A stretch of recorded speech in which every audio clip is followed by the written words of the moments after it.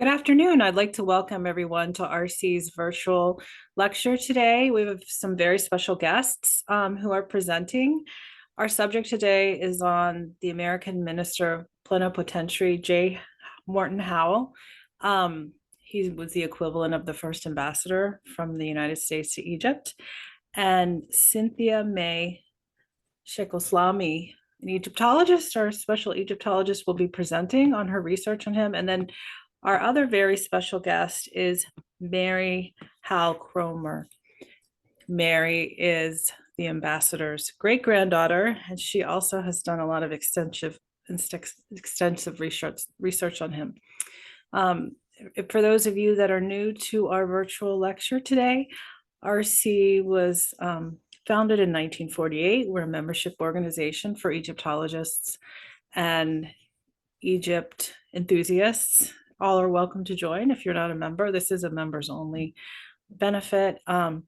So take a look at our website if you want to see more at rc.org.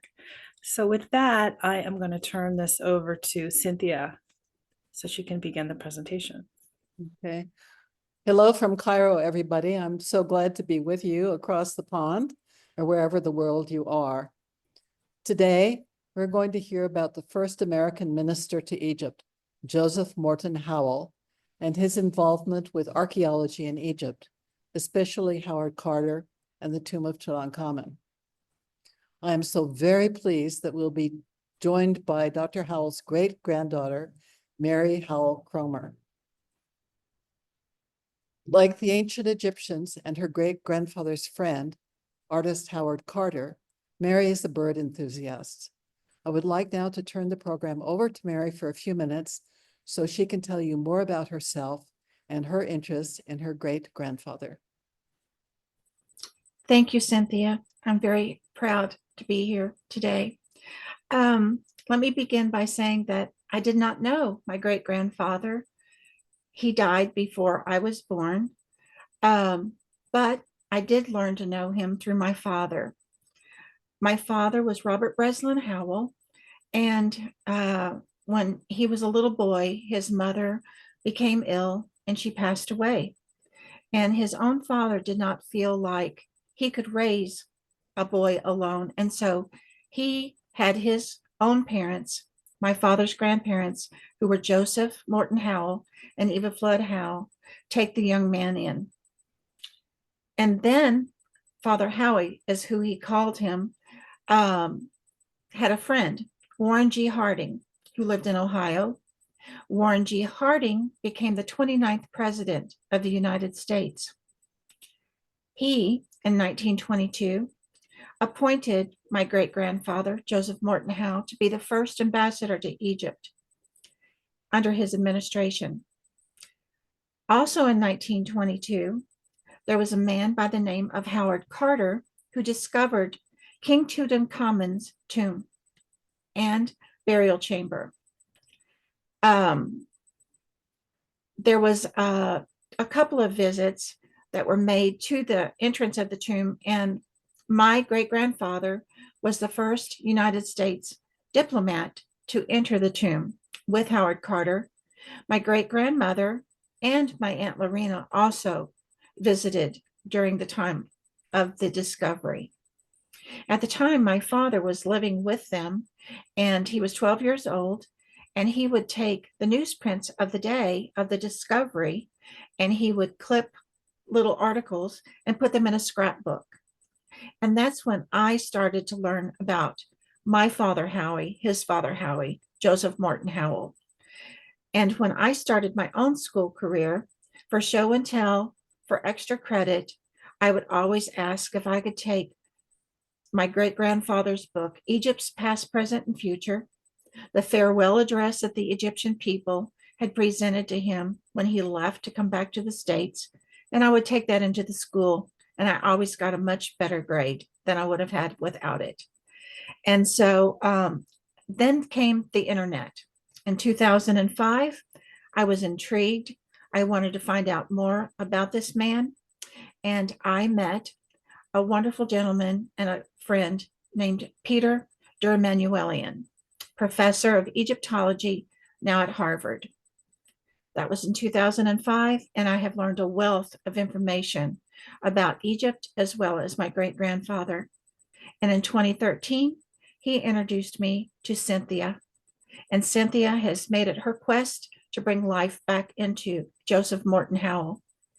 And at this time, I am ready with everyone to have her share about J. Morton Howell, about his connection with the King Tutankhamun tomb, about the archaeology of Egypt, as well as the Egyptian nationalist. Thank you so much. Thank you so much, Mary.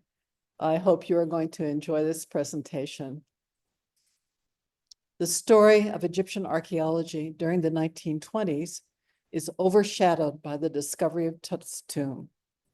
The role of America's diplomatic representative in Egypt, Joseph Morton Howell, has been virtually untold.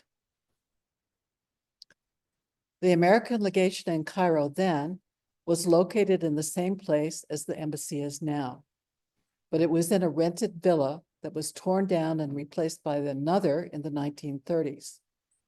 That second villa was finally purchased for the embassy after World War II. However, it in turn was torn down to make way for the current embassy compound, which features concrete. The RC Cairo office will overlook it until it moves to its new premises in 2026. During their sojourn in Egypt, this wonderful building that you see in the picture was the residence of the Howells and their grandson, Robert Turner, Mary Howell Cromer's father, whom they raised. Howell was a native of Ohio, a state that's contributed a lot to American politics, where he was born in 1863. He trained as a physician and was also a firm Methodist. His interest in ancient Egypt inspired him to join a tour to the Holy Land so he could visit Egypt in 1911. When fellow Ohioan President Harding appointed him to be the Consul General to not yet independent Egypt in 1921, he was no stranger to the country. Within a few months, however, Egypt was granted limited independence by Great Britain, which was recognized by the United States, and hence Howell's appointment was changed to Minister Plenipotentiary. This is the equivalent of ambassador, used for head of a legation, the standard diplomatic mission between republics before World War II. Embassies were between monarchies. Howell served for 6 years in Egypt until 1927. He then retired to Oakland, California, and Ohio. He was buried in Ohio after he died in Oakland about a decade later. The major tour operator for cruises to the Holy Land was under the wing of the American Vice Consul in Jerusalem. The vessel tourists sailed on belonged to the White Star Line, builder of the ill-fated Titanic, which sunk a year later on its maiden voyage. Fortunately, the SS Arabic did not sink. Tourism was already beginning to have a major impact on the Middle East, which was then mostly controlled by the Ottoman Empire. Since the mid-1700s, Presbyterian missionaries had been active throughout the area. Their stated aim was introducing democracy and English to the region, of course, along with their faith. They established a strong presence in Egypt in 1854, which survives until today as the Evangelical Church of Egypt, Synod of the Nile. The founder of the American University in Cairo, Charles Watson, who became a lifelong friend of Howell's, was the son of an American Presbyterian missionary. During his Mediterranean cruise, Howell was at pains to discuss the conditions of the countries in whose ports they stopped with local individuals. He wanted to learn about their histories and socioeconomic conditions. The high point of his trip was Egypt. His fascination with pharaonic antiquities increased, so when he returned home, he read all the books on ancient Egypt he could get hold of. The Heliopolis Palace Hotel at the lower left was where the group lodged, and it's now Egypt's presidential palace. And of course, he had the de rigueur photo on a camel in front of the pyramids. Egypt of the 1920s was not quite the roaring 20s of the America, but it was still a monarchy. It had been granted nominal independence by Great Britain in 1922. However, Britain retained control of the army and of foreign policy through its resident high commissioner. Egypt was independent of the former Ottoman Empire. Its king, Fuad, turned out to be the next to last ruler of the Muhammad Ali dynasty, established after Napoleon's conquest of Egypt. Diplomatic activities involved all the pomp of the monarchy, as we can see in the picture on the left. Minister Howell presented his credentials to the king on August 28th, 1922, just a little over 2 months before the discovery of Tutankhamun's tomb. You can just imagine his excitement when he heard about the first steps on November 4th, and then was the opening of the tomb on November 26th.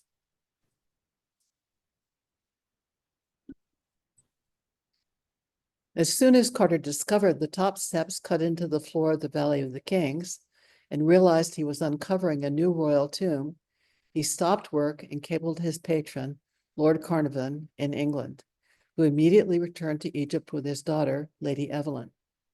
On November 22nd, the governor of Kenna was on hand to welcome them at Luxor train station on the lower left, along with Howard Carter. During the next 3 days, the remaining 16 steps leading down to the sealed door of the tomb were cleared. The piercing of the sealed door was scheduled for November 26th, which is actually my birthday, so I'm sure it was fated I was going to be an Egyptologist from the beginning. Carter later described the breaking of a small hole into the upper corner of the sealed door, holding a candle to detect any noxious gases.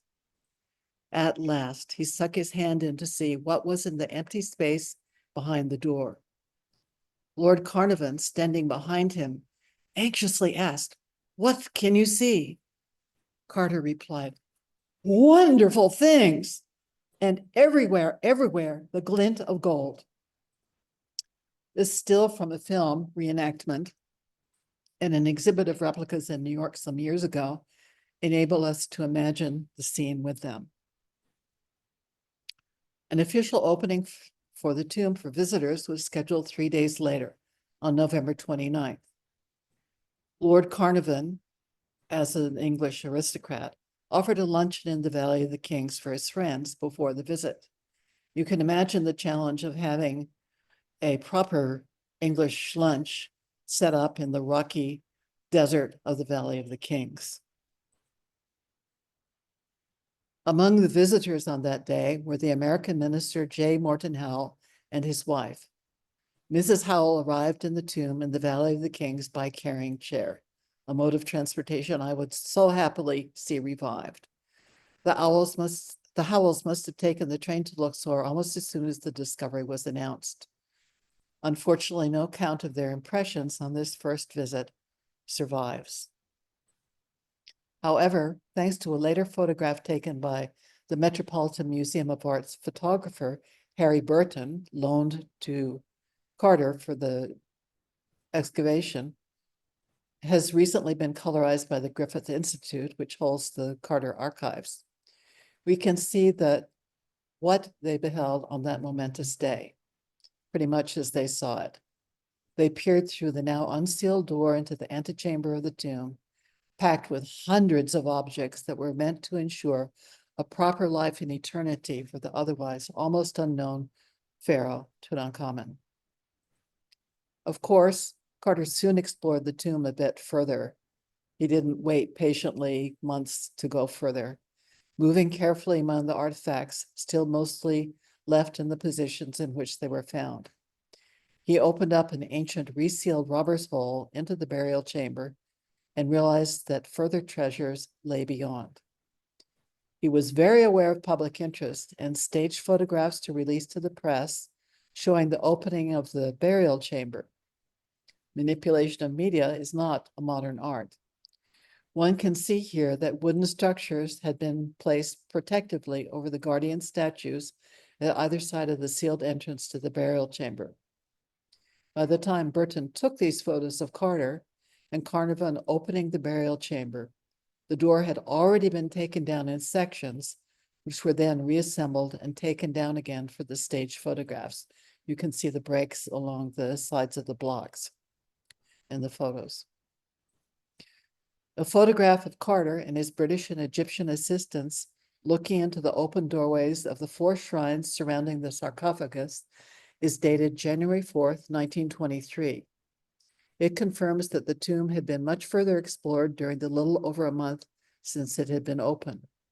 The very next day, January 5th, Howell visited the tomb with his daughter Lorena, Mrs. Robert Turner, the sister of her father, of Mary's father.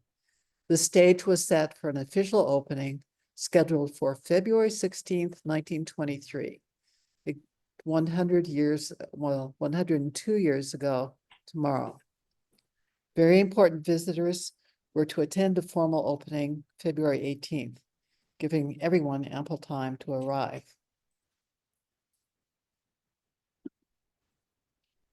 The most important visitors that day were 2 queens, the Dowager Queen of Egypt, Sultana Malek, in the lower center, and the Belgian Queen Elizabeth in the upper left.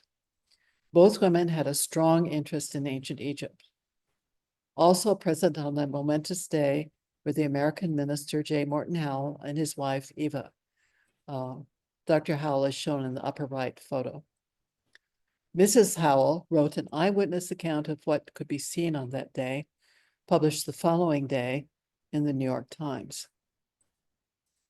Here are some excerpts, which you probably can't speed read, but I'll give you an idea of what's in them. The first gives the order of visits. First the Howells, then the Dowager Sultana Malek, followed by the Queen of the Belgians.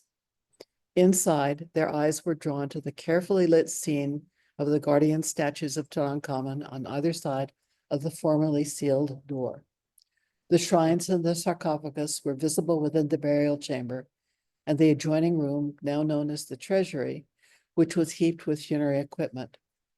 After asking her readers to imagine the brilliantly glowing scene, Mrs. Howell compares the dead pharaoh to the powerful and influential personages, modern-day pharaohs, gathered above. She carefully points out that the sarcophagus hasn't yet been opened, so it's not 100% certain that Tutankhamen's mummy even lies within it.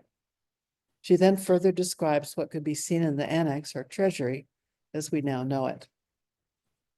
Let's follow the visitors as they descended the 16 steps into the antechamber of the tomb, not yet completely cleared. Turning to their right, they faced the guardian statues on either side of the partially dismantled door.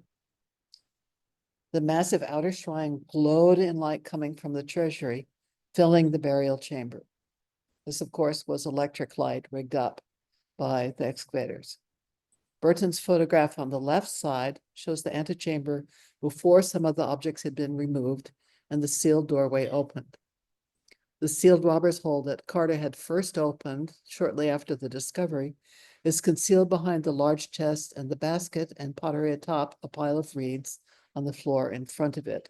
That's on the right side, lower right corner of the photo. The huge gilded outer shrine almost filled the burial chamber, so very little of its wall decoration, the only painted wall decoration in the tomb, was visible. Opposite the doors of the outer shrine, further to the right inside the tomb, was the treasury.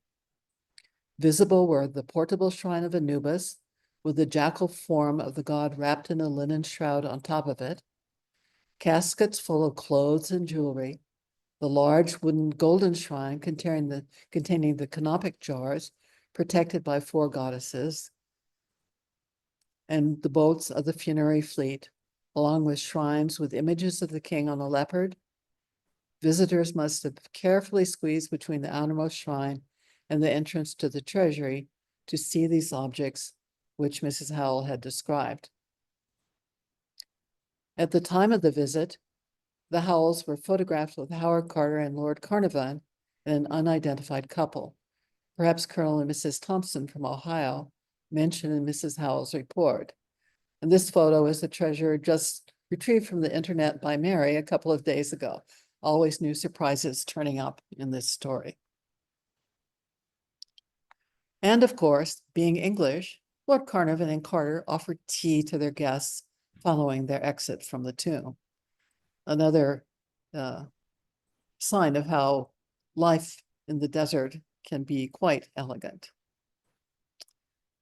The removal of objects from the tomb was staged as photo opportunities by Carter. Note the resemblance of the young Egyptian carrying the mannequin to the image of the boy king in the upper left photo. The procession of the packed crates heading to Cairo to be displayed in the Egyptian Museum, which was across the street from the British Army barracks in what is now Tahrir Square, was accompanied by Egyptian guards and workers. The workers loaded the precious cargo onto the steamer for transport to Cairo in a scene which I'm sure would make modern museum curators and conservators faint. At some time after his visit, Howell was presented with a souvenir tapestry of Tutankhamun. It is now exhibited with other objects from the Egyptian collection he formed specifically for the museum in Dayton, Ohio. The tapestry could only have been made after the decoration of the wall of the burial chamber had been copied, probably by Carter, in a now lost drawing. This is the only evidence that such a drawing must have existed. This is because the sides of the outer shrine were not removed from the burial chamber until 1930. Only then was photography of the whole wall, which you see in the right, possible. The image of Tutankhamun holding the mace in his staff and wearing a diadem, which is in the center of the wall, is unique to this scene. He doesn't appear in this garb in any other representation that's we know until today. The cartouche contains the king's official name or nomen. A year later, a major antiquities crisis came up when Carter, protesting the decision of Egyptian authorities to control visitors to the tomb, abruptly closed the tomb of Tutankhamun. He left the heavy granite sarcophagus lid suspended over the golden coffins inside. The British government washed its hands of the dispute, but the American archaeologists appealed to Howell for help, and he agreed to support the resumption of work by Carter.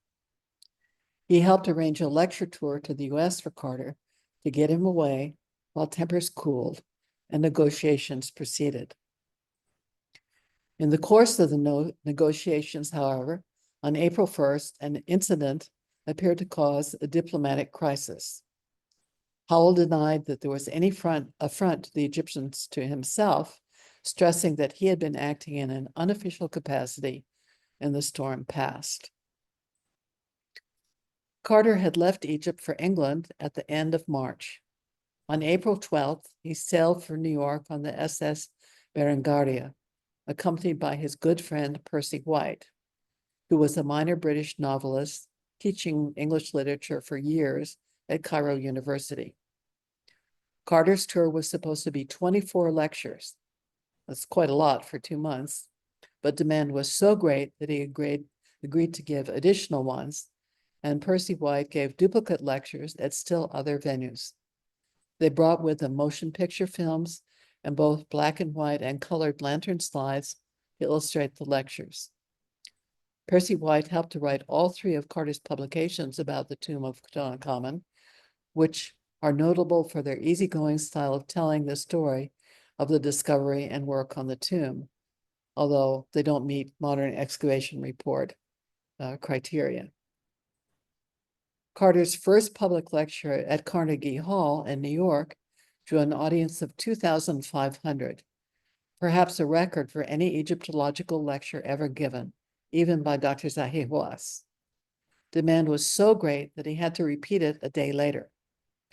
The account of the lecture shows that Carter's presentation was relatively straightforward and scientific. However, as time went on, he was perhaps encouraged to enliven his lectures with more imaginative interpretations. One such appeared even after Carter had left the US on June 18th, 1924. This story, attributed to Carter, appeared a month later in the Salt Lake City Telegraph, and he had never even been as far west as Salt Lake City. It detailed Tut's qualities as a loving husband who endowed all his worldly goods to his wife. The story was probably based on the scenes from the small golden shrine, which were inaccurately referred to as paintings. Already in December 1923, a fantastical story co-authored by Carter and White involving Carter's pet canary had appeared in Pearson's magazine, copies of which quickly sold out in Cairo. The story ended with the death of the bird just as the tomb was entered, a link, no doubt, to the Tutankhamun's curse story, created at the time of Lord Carnarvon's death in April 1923 by the journalists who were frustrated by Carnarvon's having granted exclusive rights to the coverage of the work at the tomb to the Times of London. A sign of the importance of foreign control of antiquities in Egypt was the first article of the Entente Cordiale in 1904. It specified that the Director General of the Antiquities Service should be French. During the following years, American George Reisner boasted of the antiquities he was able to take from Egypt to Boston.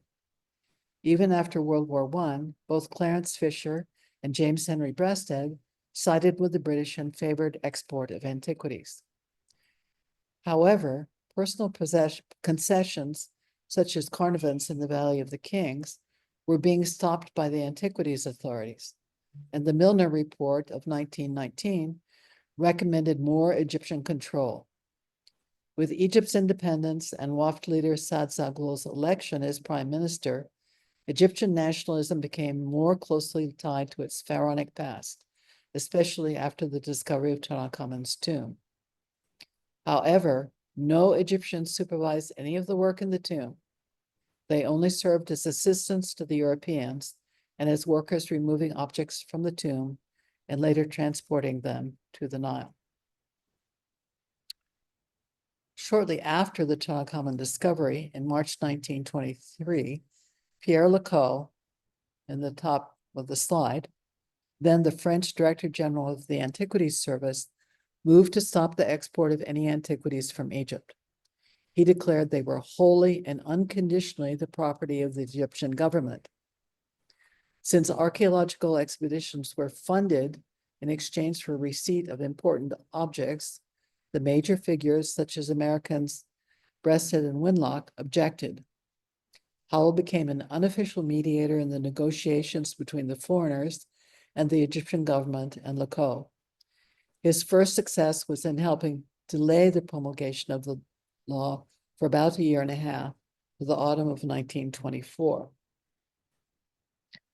Howell was instructed by his own government to address a note to the Egyptian government regarding the proposed new antiquities law, including the American representations. He sent a copy to the British High Commissioner, Lord Lloyd, asking for his support.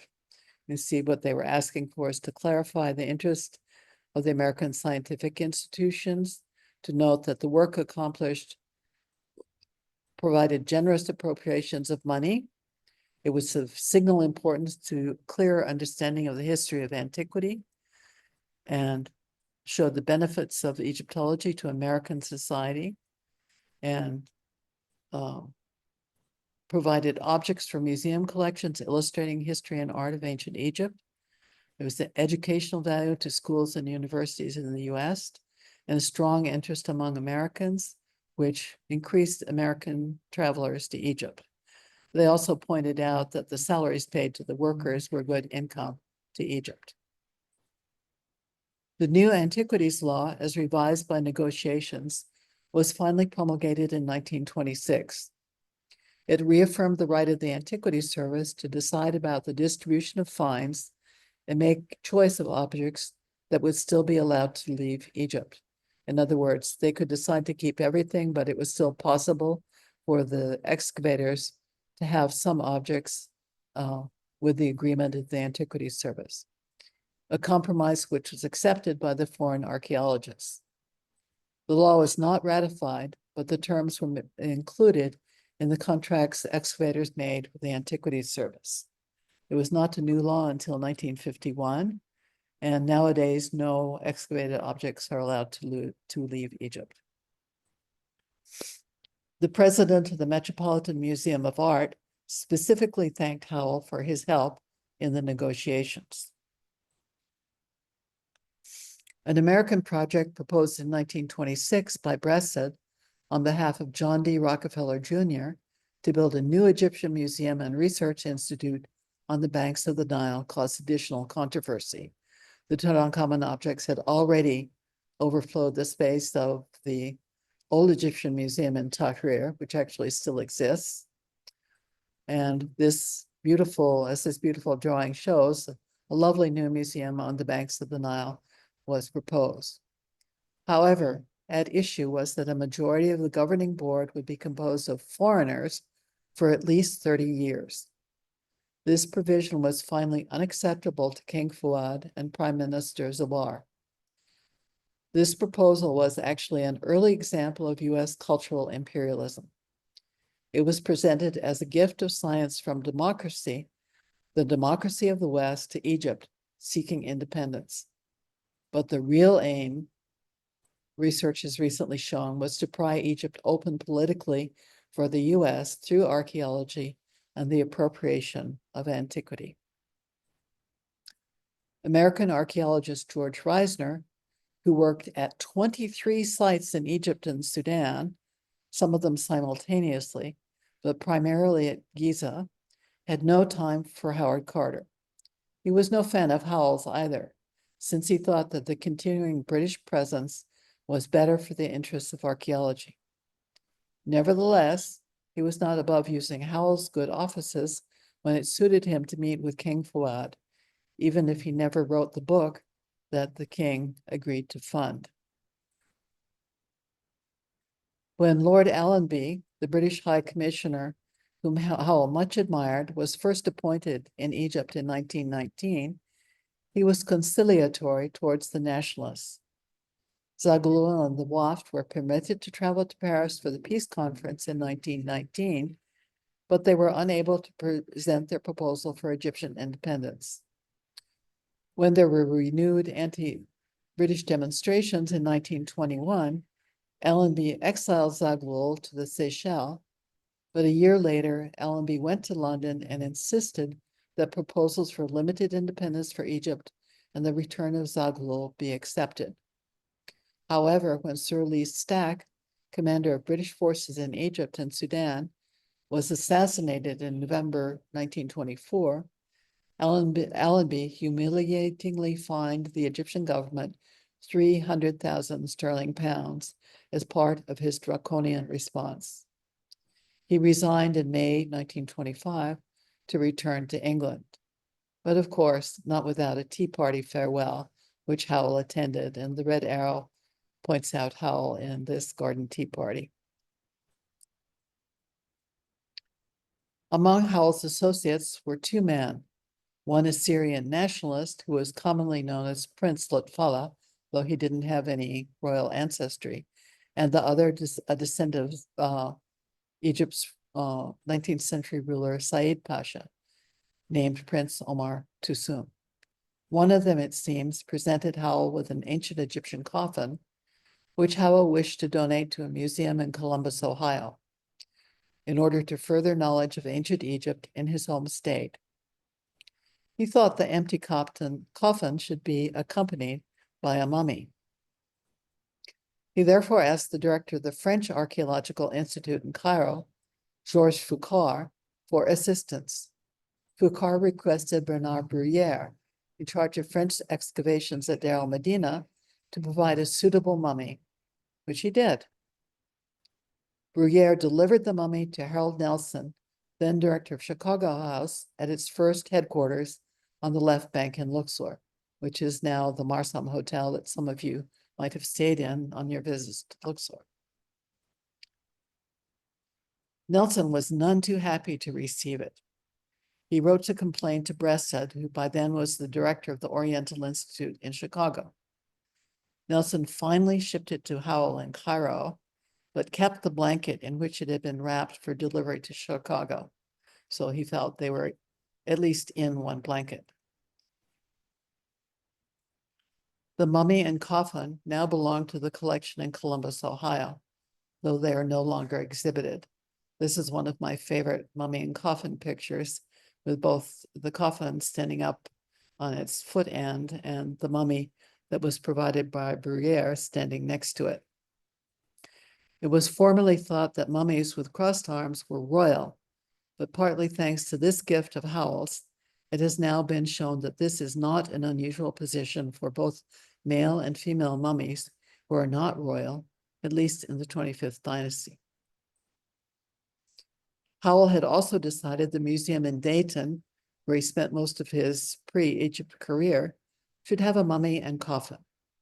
He asked the director of the Metropolitan Museum of Art's exhibitions at Deir el-Bahari to provide one. Winlock complied with the coffin and mummy of a woman named Nesior, discovered in a subsidiary grave in a Middle Kingdom tomb near Deir el-Bahari. You see the original shaft in which the coffins were located in the lower left. As it turned out, both coffins and both mummies, even though they had no connection to each other, dated from the 25th dynasty. Howell's interest in ancient Egypt continued. He attended the opening of the tomb and later of the sarcophagus of the 4th dynasty queen, Hetepheres, wife of Snefru and mother of Khufu, at Giza in March 1927. The queen's original burial had apparently been transferred to Giza from elsewhere with all her furniture, but when the sarcophagus was opened, it was empty, a mystery which so far has not been solved. The process of reconstructing her furniture was a long and arduous one, requiring much patience, since the wood had mostly decayed and only the elements of the sheet gold gilding and inlays remained. You can see some idea of the challenge of the puzzle from the painting in the upper left. Reisner agreed to let all the original furniture remain in Egypt, but replicas were made.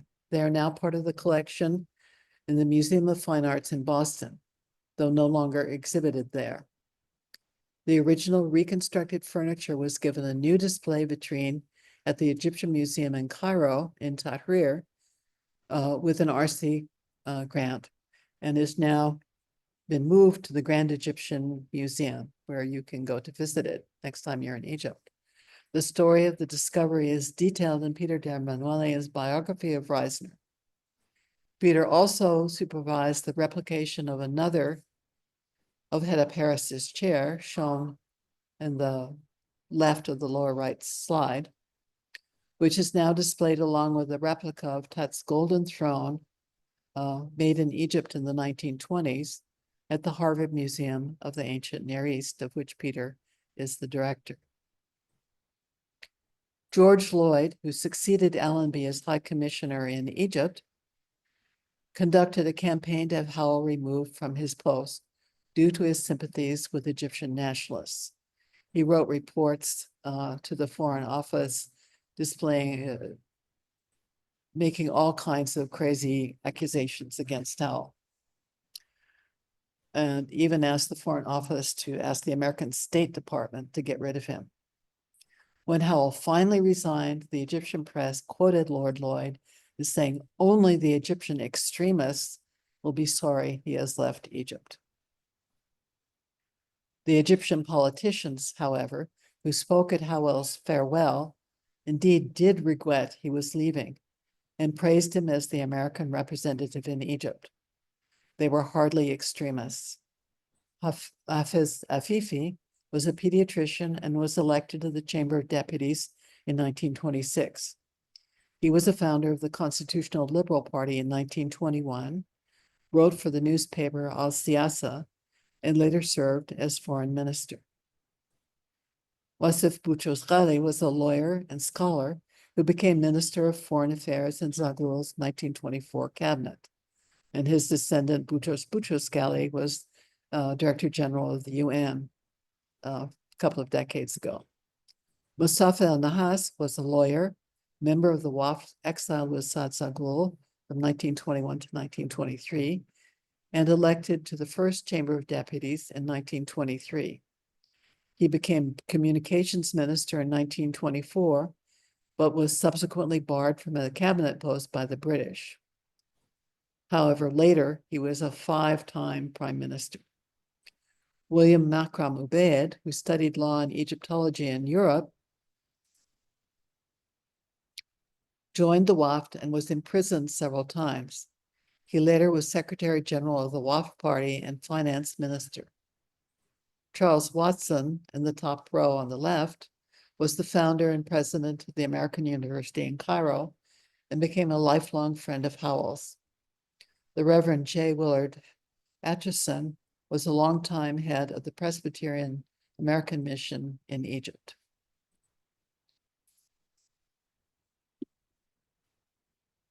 Howell, a staunch Methodist, had early on gained popularity among Egyptians by supporting prohibition and the 18th Amendment to the U.S. Constitution, which he said would never be repealed. We know, however, it was repealed a decade later in 1933. The president of the Egyptian Prohibition League, Howell's friend Prince Omar Toussoun, also paid him tribute at his departure, thanking him for his friendship to Egypt. Mrs. Howell had not returned to Egypt with her husband for what was to be his last year in Cairo, but remained with their daughter Lorena in Oakland, California. Shortly after Howell left Egypt, he joined her there, and sadly she died shortly thereafter. He remarried the widow of a friend of theirs, Claire Kitchen Early, and they returned to Ohio to live outside Dayton, in the house shown in the center.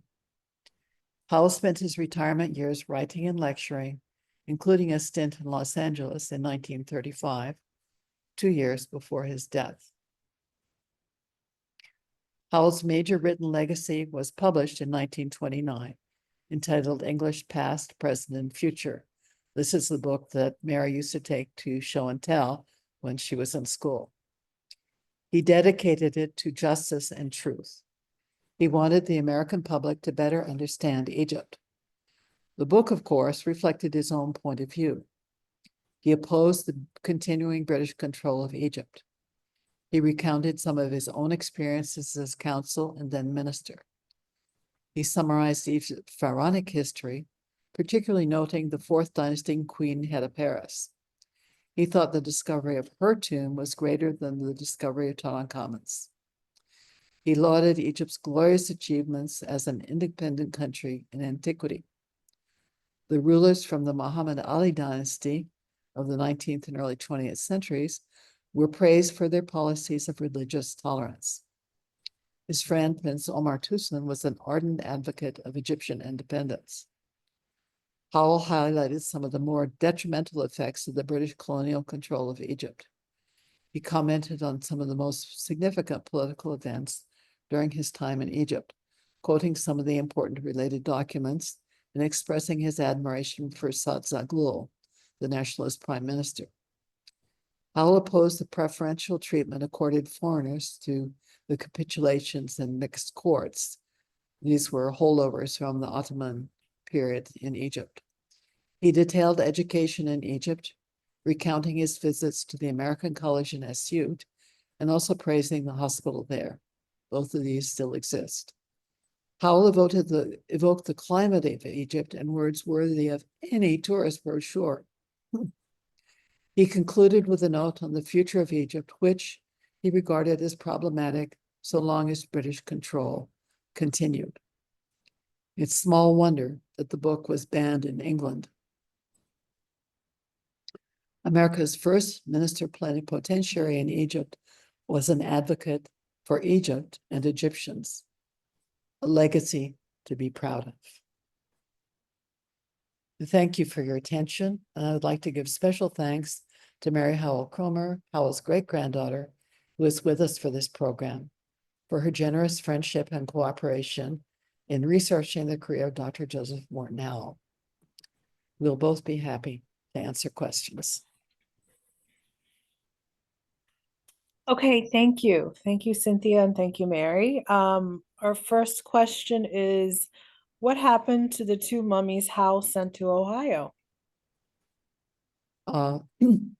The mummy in Dayton is still there in the coffin, and these are on display in the museum, the Bunshaft Museum, as far as I know. In the Columbus Historical Society, the coffin and mummy are both still there, but they have regulations related to display of human remains and anything connected with them. So they have removed both of them from display permanently. But they're still there. Okay, thank you, Cynthia. Any other questions for the Q&A? I see something in the chat. Hold on. This was great. Thank you. Lots of thank yous, Cynthia. Great presentation. Thank you to everybody for listening. Next question is, I think I may have missed it. How are the large shrines of Tut's tomb removed from the tomb? Did they break down the wall? They had to enlarge the doorways a bit to get the outer shrine out. They're not recorded any details of how they actually did it, except that they had to enlarge the doorways a little bit. It was a very difficult process, and they didn't actually move them out of the tomb until 1932. They moved them out of the antechamber, out of the burial chamber into the antechamber, so they could photograph the walls of the burial chamber in 1930. But they didn't get sent to Cairo until 1932.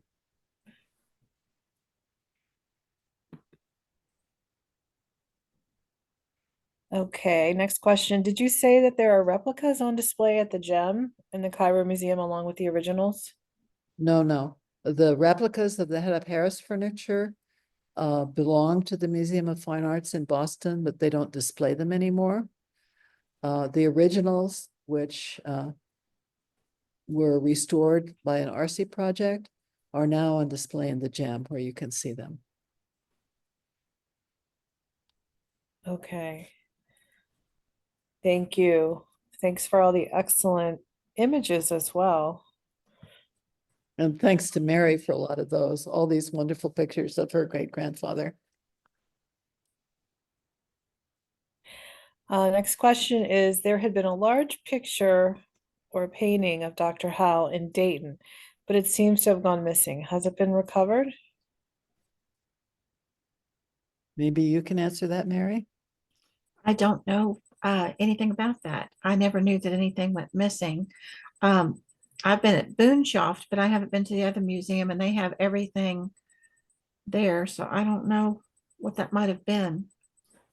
We need to find out. Yeah. I would expect maybe they just removed it from exhibit and it would still be in the storeroom of the museum, but you could contact the museum to find out about that. I'll be glad to. I've never been to Dayton myself, actually. I've been to Columbus, but not to Dayton. Okay, the next question is, what was the relationship between Harding and Howell that enabled Howell's appointment as minister to Egypt? I think you can answer that, Mary.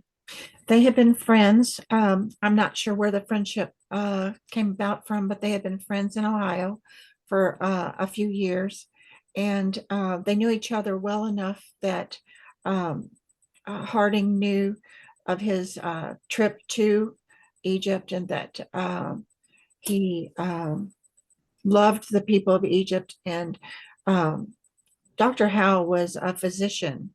There was a lot of things that he worked with legally for children's health and stuff, and so it probably came about because of that. Maybe a political type thing. I don't know, relationship. I think he was also on the State Board of Health of Ohio. Could be. Could be, yes. How did Dr. Howell get interested in Egypt? That's something Mary could answer, maybe. That's the same thing. They went on the Mediterranean cruise. I know that he wrote the book, Incident on a Mediterranean Cruise. Um, he got there. He loved the people. He studied about it before and after, especially after he got back from there, and loved the people. Okay, were relics and recordings recovered damaged due to humidity and water presence? Or were the areas stored with generally devoid of humidity and water?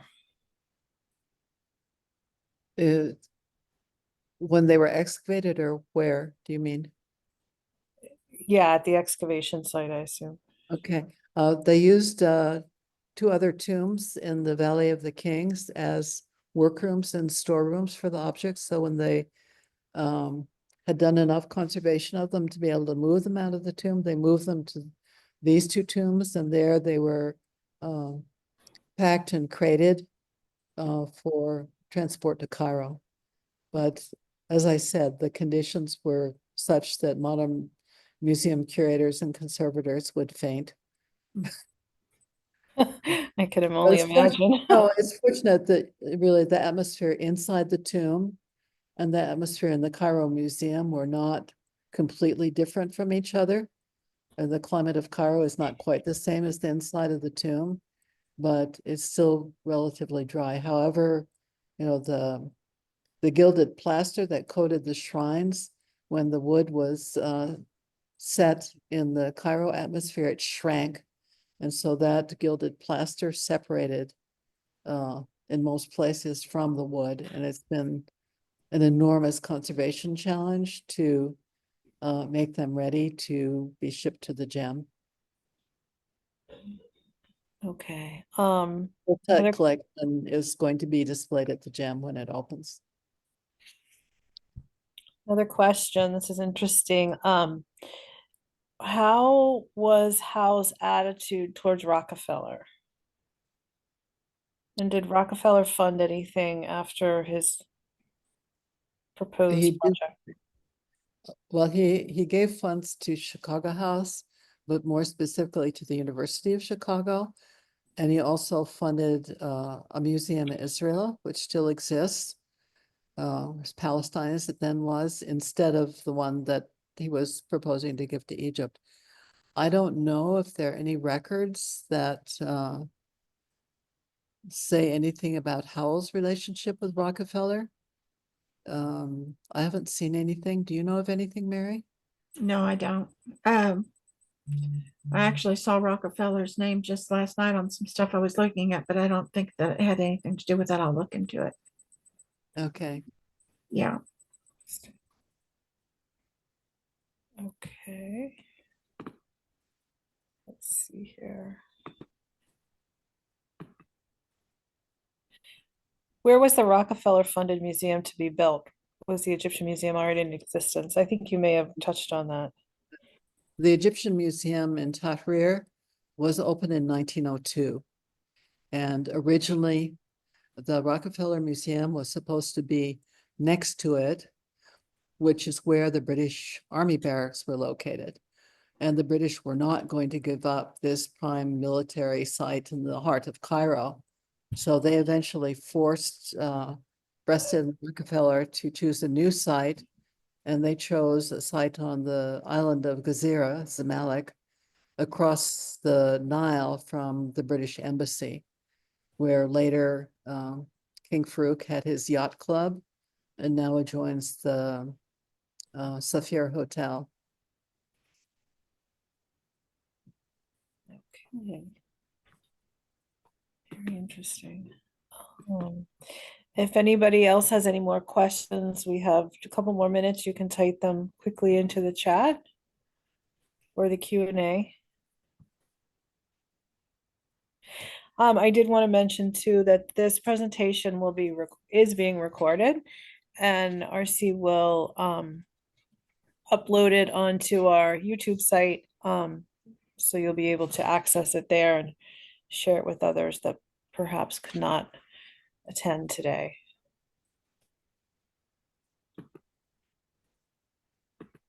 Let's see.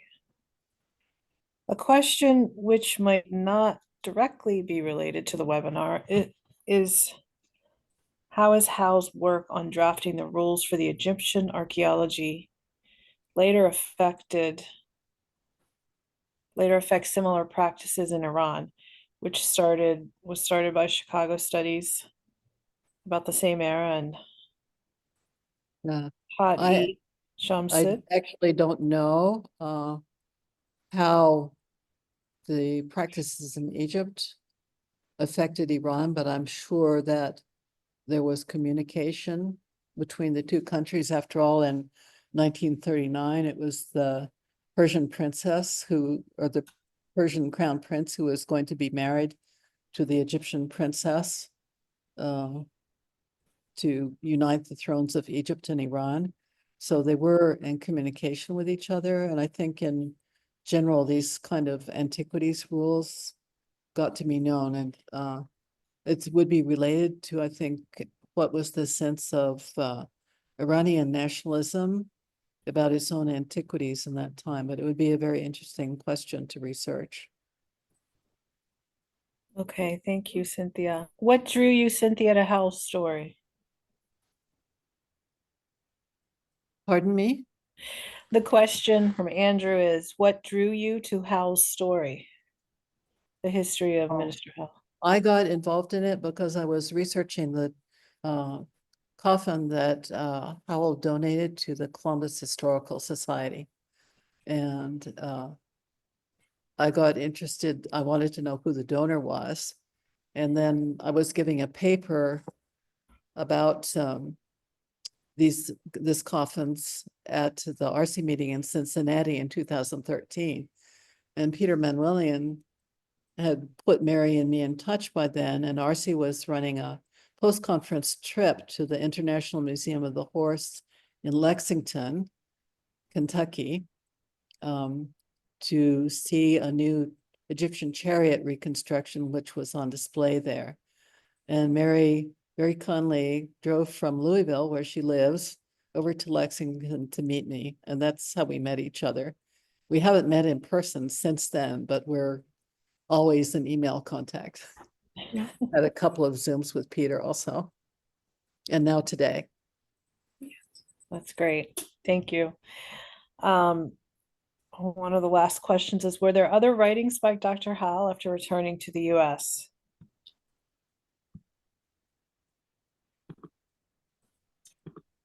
I know that Not that I have found, no. there's one newspaper report, very short, about one of the lectures he gave in Was that in Los Angeles? Was that Los in Los Angeles. Angeles? Yeah, It's just like a paragraph or something. yeah. Not seen anything else published. Mhm. There's probably much more to find out about him. So any of you who like beavering away in archives, please look for us. Okay. Okay, we have about 1 minute left. There's two more questions that we can get through quickly. Would you be able to say more about the plaster shrinking and separating from the wood? Was that due to heat? Did you say that that was one on Well, one of the my shrines? understanding it's due to the drying out of the wood and subsequent shrinking of the wood as it dried out inside the gilded plaster. I'm not a conservator, and I haven't worked on the conservation of the shrines, so I can't tell you much about it, but there has been a lot of research done on the conservation of the shrines prior to moving them to the gem, where they will be displayed. All the Tut objects will be on view at the gem when it fully opens, supposedly this summer. But now the Tut objects there are not on display. So I'm sure eventually a lot of these conservation studies are going to be published, but I'm afraid I don't know much personally about them, other than that the wood shrank and there was a space left between the gilded plaster and the wood surface, which the plaster no longer adhered to. So they were very fragile. I think the same kind of thing has happened to medieval icons and some of the conservators who worked on the problem were specialists in treating medieval icons from Europe, from Italy especially. Okay, just a quick comment and then the last question. The vehemence of British hatred towards Howell is quite remarkable, as is clear from the reports of British officials to London, which is why he was run out on a rail. That's from Fred Lawson. Hi, Fred. Yeah. And then the last question, the mummy and coffin shown in the photo looks so different from other mummies most commonly seen, such as wrapped so the legs are together. Was the Yeah. style shown here common? Well, that mummy had been partially unwrapped when the photo was taken. So that's why you see the individual wrapping on the legs, which is common for mummies. The final outer wrapping that encompasses the whole body is additional layers on top of that, but the limbs are generally wrapped separately before the whole body is enclosed. Okay. Oh, and then let me, if I can, one more question for Mary. Mary, I'm rather jealous of your personal familiar connection with Egypt from Carolyn Lovelace. Would you care to comment on how that feels? Familial. Well, Familial connection with Egypt. I've enjoyed it. I've learned so much, and um, I've always wanted to go to Egypt. I've never been able to go. I did go to listen to Dr. Hawass last year, Zowie Hawass. I've been intrigued by it my whole life. I have a lot of books that I've purchased, and yeah, it's very nice. And to be able to learn more with the internet, it's like the one photograph that Cynthia shared. I just found that, was it yesterday, Cynthia? It's just Yeah. always something new that you're going to learn. And it's not always good. It's not always fun. But yeah, it's been wonderful. Yeah. Well, it was especially Lloyd George, I think, who was so upset by Howell's friendships with Egyptian nationalists and his support of Egyptian nationalists. And as the British High Commissioner, he just couldn't countenance that. No, I think there was also a class conflict. He was a British aristocrat, and Howell was a good Midwestern egalitarian American. And there's a clash of points of view and probably personalities too. right. Which happens still today. Absolutely. Well, on that note, that's a great way to wrap up. We're a little over, but a lot of questions, a lot of interest in the program. So again, if you want to rewatch the program or share it with a friend or another Egyptian enthusiast, check it out on RC's website, rc.org. And I want to thank you, Mary, for being our special guest today, and Cynthia for bringing this wonderful story to us. We hope to be able to work with you in the future. Everyone, take care. Thank you very much. And none of it would have been possible without Mary. So thank you. Thank you so much, Cynthia. I appreciate you. Mutual. Thank you. Thank you. Thank you all. Good night from Cairo. And Kentucky.